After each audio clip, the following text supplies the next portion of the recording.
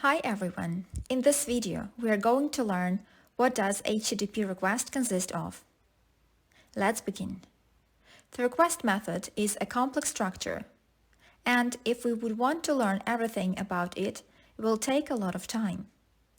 But to be able to run some basic tests of REST API, we don't need to know everything. We need to know at least two things. What are the URL and its structure? And what is the request method? Let's start with the URL. As usual, we start from the definition. And as usual, there are a lot of fancy words. A Uniform Resource Locator URL, colloquially termed as web address, is a reference to a web resource that specifies its location on a computer network and a mechanism for retrieving it. Let's keep it simple. The keywords here are the web resource and the web address. Let's start with the web address. When you hear the word address, you think about something like this. Under the stairs, 4 Private Drive, Little Winging, Surrey, England, Great Britain. So if somebody wants to find you, they can go to the country, then region, then exactly your house, and even locate you in the house in our case. The web address is exactly the same thing. When you type in the address bar google.com, it is the address of the house or server.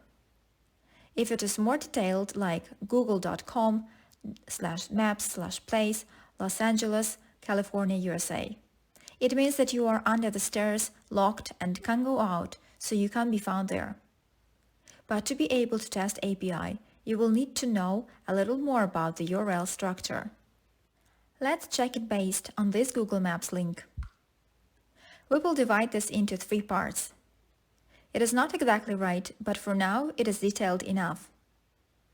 We have the protocol HTTPS, the domain name www.google.com, and the path, which means that Harry hides under the stairs, and we will start from the domain name. One more complex definition. Let's read it out loud as usual. A domain name identifies a network domain or an Internet Protocol resource, such as a personal computer used to access the Internet or a server computer. In simple words, it is the IP, the Internet Protocol. And I hope everybody knows what it is, or at least has seen it. If not, the IP is these numbers. And again, for now, we don't need to dive too deep into this and be very accurate. All that you need to know is that google.com in reality is the IP address, and IP address is the address of your device, like the exact address on your home. 4 Private Drive, Little Winging, Surrey, England, Great Britain. This www.google.com is for us humans, so we can remember it and write it into the address bar. The browsers and servers want the numbers, the IP, instead of the human words. In other words, when you type google.com, the browser finds the IP address instead of you, to simplify your life. It is the same as the phone book on your smartphone. How many phone numbers do you remember? Not much, I believe. Instead, you type your friend's name and see the phone number on the screen. You remember the name, not the numbers. Exactly the same happens with the websites. You remember websites' names, Facebook, Google. You don't even know that those are IP addresses. To summarize, the website name, the domain name, is the IP. And the IP is the numbers, which means the address, like the real address of your house. Let's check the schema. As usual, we have the client, the browser app in this case, and we have the server. This time we have the domain name of the server, www.google.com, and as we said before, it is the IP address with numbers.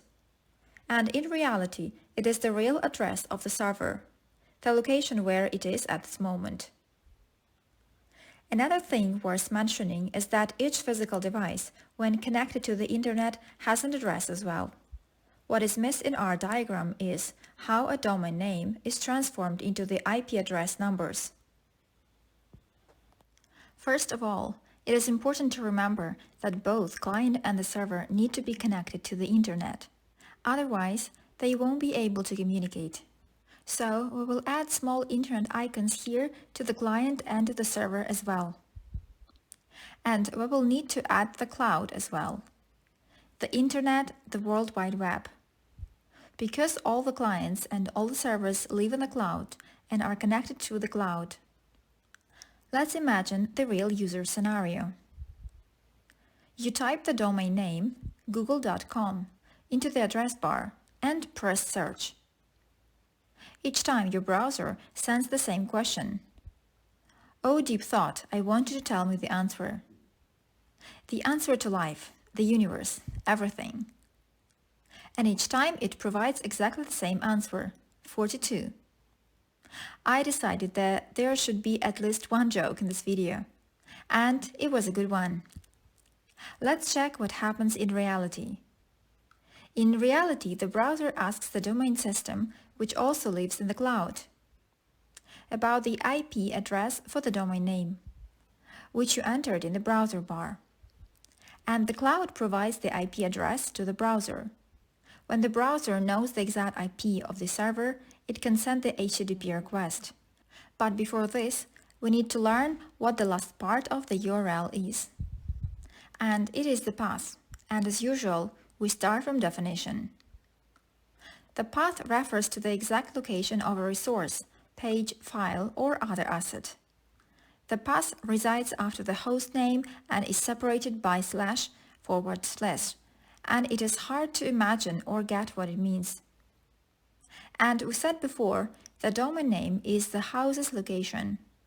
It shows on which street it is located and which house you need, like for private drive. But you have no idea what is there, a house, a stadium, a coffee shop maybe. You don't know. And the path is the exact location, like under the stairs. Even more, the path specifies exactly what you want. So it says there is a house and under the stairs there is an LA map. That is what I need, and that is where it is. Welcome back to the schema again.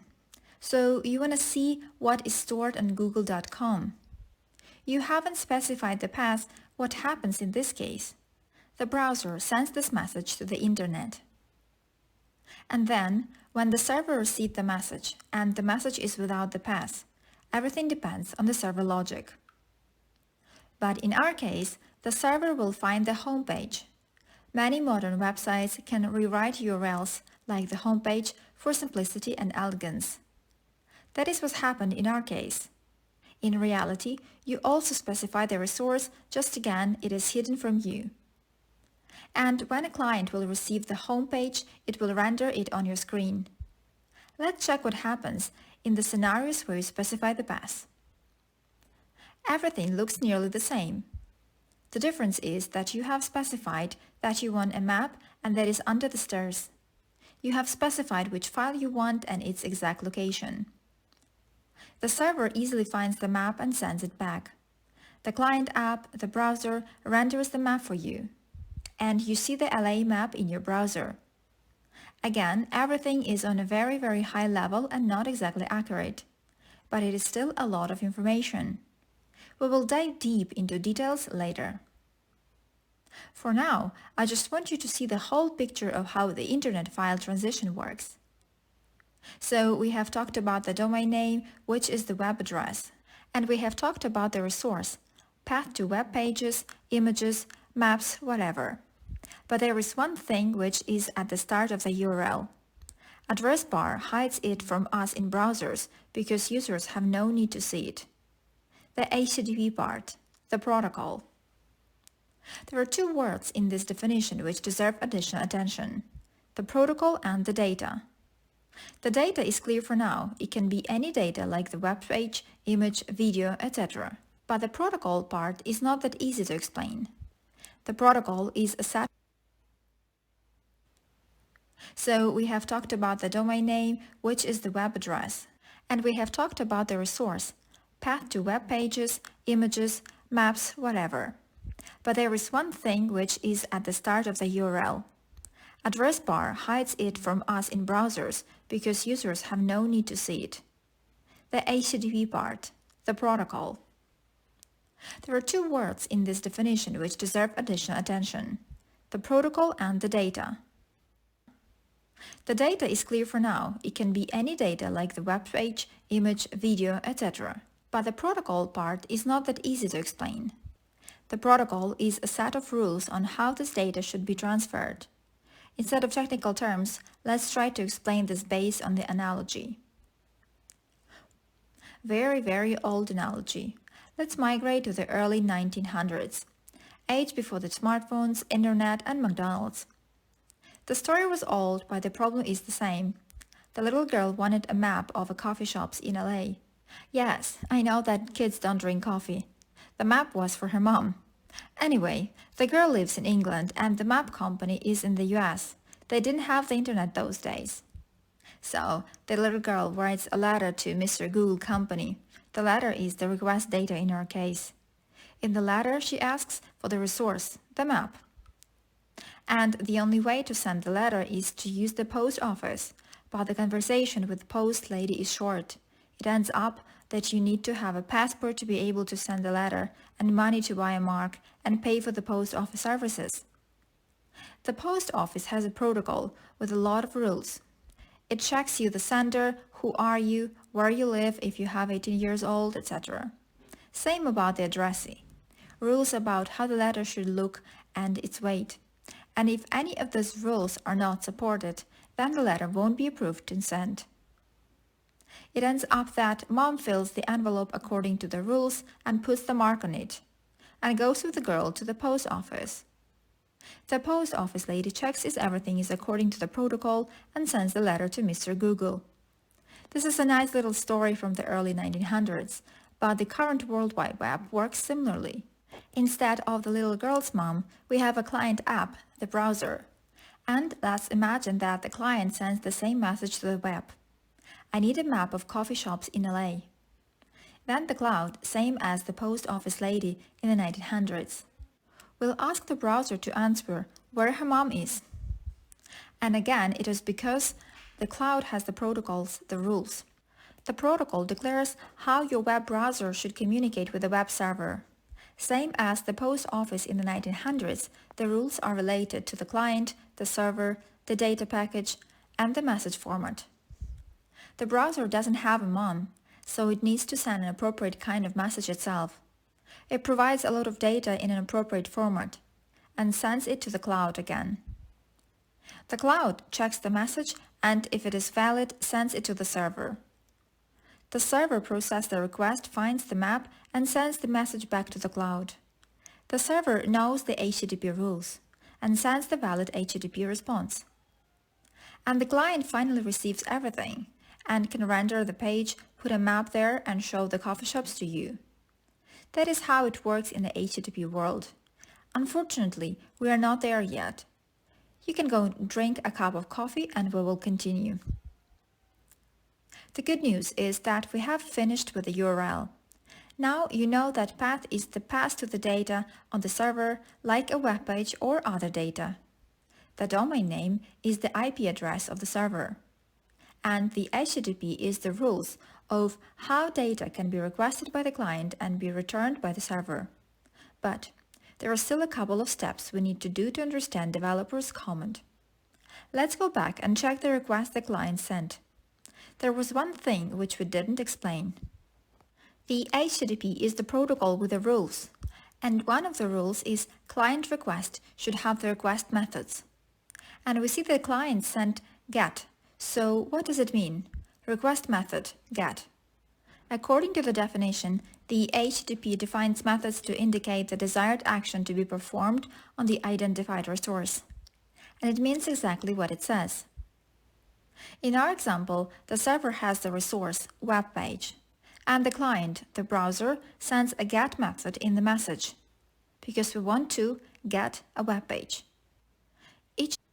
Each time when you enter a website name into the address bar and press search, the browser sends the GET method by default. You don't see this because most users don't need to know these details. Same as you don't see HTTP and www in the address bar. Let's check other methods and where those are used. As we already discussed, the get method retrieves resources from the server. The post method creates data, the put method updates data, and the delete method deletes data. The methods are self-described. That is why those are called verbs sometimes. There are a lot of other methods like head, options, but we are interested in these four for now. Let's talk about those with the examples. We talked about the homepage as an example of the resource, but we can't explain the other methods with the homepage example. Even if you want, you can't delete the Google homepage. All you can do with it is view it. You can send only a get method. We are going to talk about the coffee shops again. It has been a while since we used this example. Here we go again. We are going to use the reviews of the coffee shops in Google Maps. The coffee shop on Google Maps is the resource, and your review itself is the resource as well. And as said, the resource is a very wide term. Let's say you have been to the coffee shop and you didn't like the coffee. On your smartphone, you write a comment and click the post button. And your browser will transform messages into appropriate format for you. So your comment will be sent in a JSON format, and the method which will be used will be the post method, because you want to create a review, the resource, and the server saves the comment so other people can view it. And you can as well. So you want to see if your comment is published and other people can see it. So you go back to the map and click on the reviews button. When you click on the button, the browser sends a request to the server. The method is get, because you want to retrieve the reviews. And the resource path is like this, with the review resource in the end. Also, the client app sends the place ID, because you want to see reviews of the particular coffee shop, not all reviews in the world. The server receives the request, looks for all reviews related to the place ID 42, and sends a response back. And you can see your review among the others. We are going to have a couple of separate videos about each of the methods. Because of this, we will skip put and delete for now. I think you already got the concept. If you want to change your review, the method would be put. And if you would want to delete your review, the method would be delete. And I have good news for you. We are ready to send our first simple request. Let's do it in the next video. Thank you for watching. If you like coffee or coffee shop, leave a thumbs up. If not, thumbs down. See you in the next video.